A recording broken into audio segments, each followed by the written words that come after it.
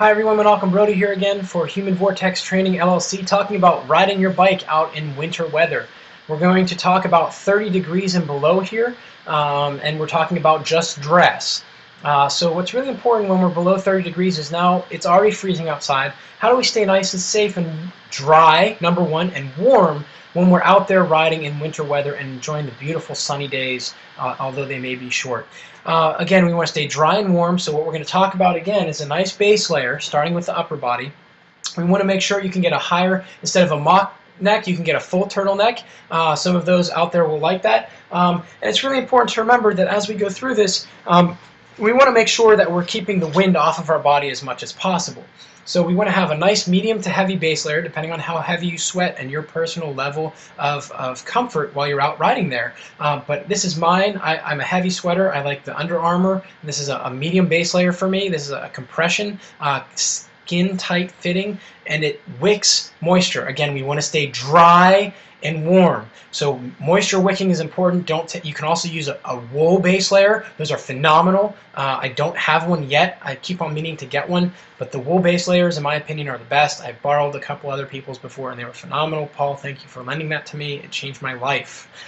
So wool base layers are the best because they're dry and warm. They'll pull that moisture away. That doesn't mean take your wool sweater out of the closet. It's stitched a certain way, so you're not going to get chafing around the arms and the back. But we want to start off with a nice comfortable base layer for us that's skin fitting, and I generally like to recommend the full length sleeve because we want to, again, keep that wind off of us as much as possible.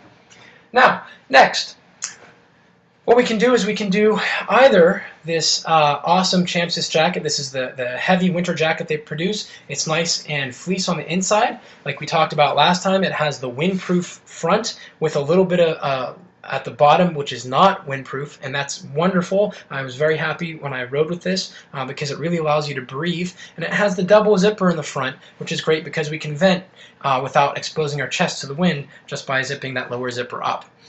Then, the nice thing about this, another nice thing, is that it has non-windproof sleeves, which allows you to thermoregulate and get that sweat off you and allows you to vent. Now, we may get into a point where once you're below really 20 degrees, it's about staying as warm as possible, and that's when we're getting into the point where we want to use a shell.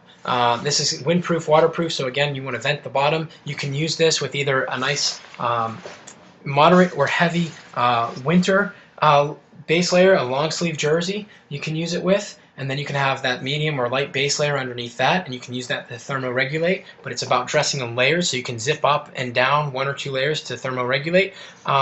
So really comfortable. You can use the shell if it's below 20 degrees, as well as a medium or heavy winter jersey that we have here. This is the About Time Cycling Team. This is the fleece, full length. Again, the bottom sleeves of these have stretchies on them to help the wind from coming in, and this is a mock neck, which we can use. So that's for our trunk here, which is the most important for the most part, because that's going to catch the most wind. Now, what about our heads? Because we talked about in our first video here that about 80% of our body heat's lost through our head because there's so many small capillaries there. Well, aside from getting a winter helmet or a cycling cap, something that we want to be concerned with are our ears, our nose, and our mouth, especially below 30 degrees. So what we have here, and please don't get scared here, but we have a balaclava, not baklava, a balaclava. It's not a dessert, it's a head cover, so don't make that mistake and go in and ask for baklava because they'll look at you like you're crazy. And it was an entertaining experience. So there are different balaclavas out there. This one I really like because it allows me to cover my full forehead, and when I'm working hard I can pull this down and cover just my lower lip so I'm not getting foggy in my glasses. Again, we want to be wearing those glasses. And when it gets really cold, I can cover my nose and my mouth, or I can alternate up and down. And we want to keep as little skin exposed to the wind as possible, and that's extremely important because frostbite is a very serious consideration anytime we get really below 40. So the balaclava is going to help keep that heat in. You may or may not want to wear this with a cycling hat, depending on how cold it is. Personally, if I'm wearing the balaclava, I'm wearing it with a helmet, and that's it. I'm not wearing anything else on top of it. Even when it's really, really cold outside, I just feel comfortable there. And again, it is all about your comfort. So we have the proper eyewear as well that goes along with that. The next thing we want to talk about is we're going to talk about our legs and our lower portion. So there are a couple of different options that you have depending on your comfort level and how cold it is outside.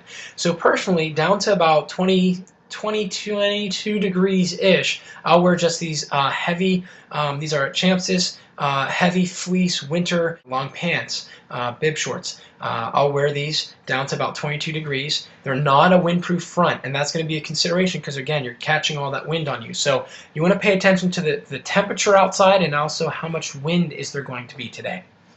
If it's going to be windy or it's below, actually 25, I should say, what I like to wear are these Castelli NanoFlex windproof front bib short, long winter bib shorts, and these are a little bit lighter. They also have a thicker one, which I have packed away right now because it's not cold enough for it yet. But these are completely windproof on the front. These are excellent. It's not going to bunch up on you, and I will tell you what, when you ride with these and it's windy outside below 32 or anytime it's below 25 for me, it is a big difference over the standard winter fleece, because when that wind comes, it stings. It really hurts. And in another post that you'll see here in a little bit, we'll talk about some extras that you can purchase to help you decrease that sting. But these are the windproof bib shorts by Castelli. Again, there are lots of different brands out there. This is just the one that I personally like. I really like the bib itself, and then the chamois that they have in here is not heavy and bulky, but is incredibly comfortable. This is 2010's version, and that's the nice thing about winter equipment. When you go to buy winter equipment, do a couple things. Think about how much am I actually going to ride in the winter, and spend a little bit of extra to be more comfortable. It is not the time of year to skimp. I strongly recommend making sure you're spending on quality equipment, not just buying something offline. But these are very comfortable, windproof, full front windproof. So I will wear this, a medium or heavy base layer, hopefully a wool base layer this year, as well as that pit jacket that we saw that has the windproof front and the arms that are not. I'll be comfortable in that down to about 20 degrees. Once we get below 20 degrees, I'll wear the full windproof and waterproof shell and let it vent at the bottom a little bit. So that's our core. We have a medium to heavy base layer, we have a long sleeve winter jersey, and then we have a windproof at least chest, if not the whole thing. And you can also purchase a windproof base layer, although at that temperature range, unless you're going to be zipping up and down, which you shouldn't, you just want a regular base layer. Now, for our hands, we talked about last time, we're going to see these gloves come in again. I have these gloves, which are the Jordana. These are the 5-finger gloves. Personally, I also have a pair of the lobster gloves. I have a pair that are lobster like this and a pair that are lobster like this. So something that's really important, you want to have as many fingers as possible to help keep you warm. And then I definitely will tell you, you want to ride with hand warmers and foot warmers or toe warmers. And again, those hand warmers go right in the crease here. That long sleeve jersey is going to come down so you can tuck it into that sleeve, put the glove on top. I do not recommend putting it into the palm of your hand. It affects how you handle the bike and what you're able to do. And these gloves are already a little bulky.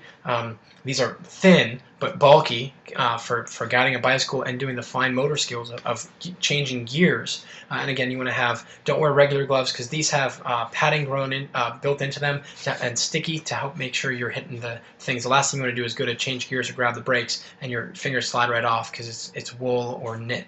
So you want to have good quality, warm, windproof gloves. I strongly recommend the lobster gloves, either this way or this way. Doesn't matter. The more fingers together, the better off. And at this point, if you're going to eat on the bike, it should be a water bottle. And we'll talk about nutrition during the winter here as well, but it should be a water bottle with some type of electrolyte and a plain water bottle. And also the goos in the back pocket, you're probably going to want to stop to eat those so your fingers don't get frozen when you go to take them out. But it is a good time of year to train for that. Now, your feet. Anything below 30 degrees, definitely below 20 degrees, I strongly will encourage you, and I will we'll use the term implore. I will beg you, go out and purchase winter shoes. If you're going to be riding in that type of weather regularly, especially if you're commuting, you want to make sure that you are purchasing equipment that's going to keep your digits safe and warm and dry. Dry, safe, warm, in that order, because what we want to do is we don't want to have frostbite every time we get off the bike. So again, I don't have my CD Hydrolite 2 shoes here, but what I do have are my summer shoes with a neoprene sleeve, the CD Hydrolite 2, and any good quality winter shoe is going to be waterproof, windproof, and will not allow the air necessarily to come in. It'll keep you nice and dry. It'll look similar to this. It'll be nice and heavy duty. You have a couple different latches on it. This is a summer shoe with the neoprene cover over it. Again, you want to put the packaging tape on the inside of the shoe. Take the insert out. You'll see the vents at the bottom, and then you can put the packaging tape, the clear packaging tape on the bottom over those vents, and put your insert back over top of that, and that'll help make it a little more wind resistant, not windproof. But this is the neoprene you definitely want to have. It's going to keep you warm and dry. Don't get me wrong, these will absorb water after a little bit. It can only take so much, but these will help keep you warmer in cold weather. And there are heavier covers out there that are waterproof and windproof and are made for cycling below freezing, and you want to look into those. There are lots of different versions out there that you can look into, but this is what I used to wear, and my feet would be freezing, but I would ride 3-4 hours in the winter in these smartly. And you can also use the toe warmers again. Take the toe warmers out, take the hand warmers out while you're getting dressed. They need to be in the air for at least 15 minutes before you use them. Stick them right on top of the toes right here, and that way you can bring your toes up and warm them up a little bit. Or if your shoes are a little bit bigger, you can actually put these inside. So some winter riding below 20 degrees, keep as much of your skin covered as possible. That is not the time to wear knickers. You should have zero exposed skin, as much windproof on your front as possible. You want to have your digits covered, you want to have your ears covered, you want to have your feet covered and dry. And remember, you do want to drink, and we'll talk about that here in another segment for our Ask the Coach segment. So that's going to conclude our segments on winter riding, and again, this is 30 degrees and below, so keeping you nice and warm. It's a wonderful time of year to ride, as long as it's safe and dry. Check out our next video here that we're going to have that is about how to ride safely in the winter and some special winter considerations when you're riding outdoors.